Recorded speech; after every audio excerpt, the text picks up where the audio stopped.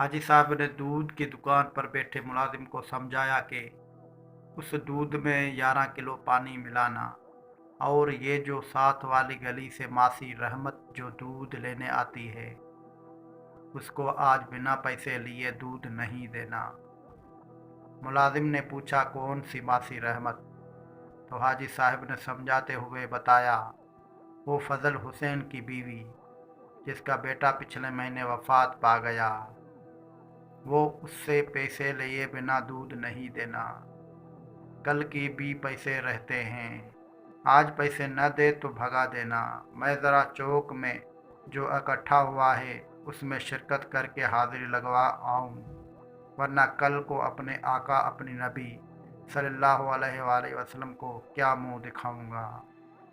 हाजी साहब दुकान से निकले ही थे तो पीछे से निज़ामुद्दीन ने आवाज़ दी कि हाजी साहब कहाँ जा रहे हैं?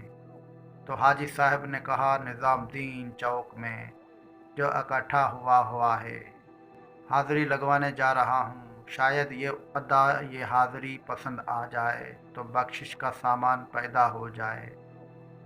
तो निज़ामुद्दीन ने कहा, इकट्ठे चलते हैं, मैं भी उधर ही जा रहा हूँ। निज़ामुद्दीन और हाजी साहब ने एक साथ चौक की तरफ पेश कदमी की तो हाजी साहब ने दरियाफ़त किया, सुनाए घर बार सब ठीक है? तो निज़ामुद्दीन ने बताया कि अल्लाह की बहुत मेहरबानी है।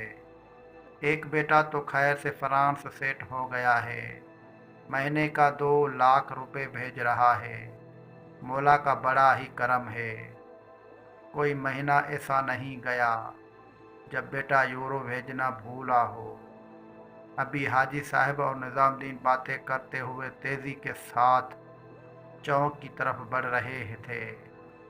रफ़ीक समोसे वाले की आवाज़ पर रुक गए।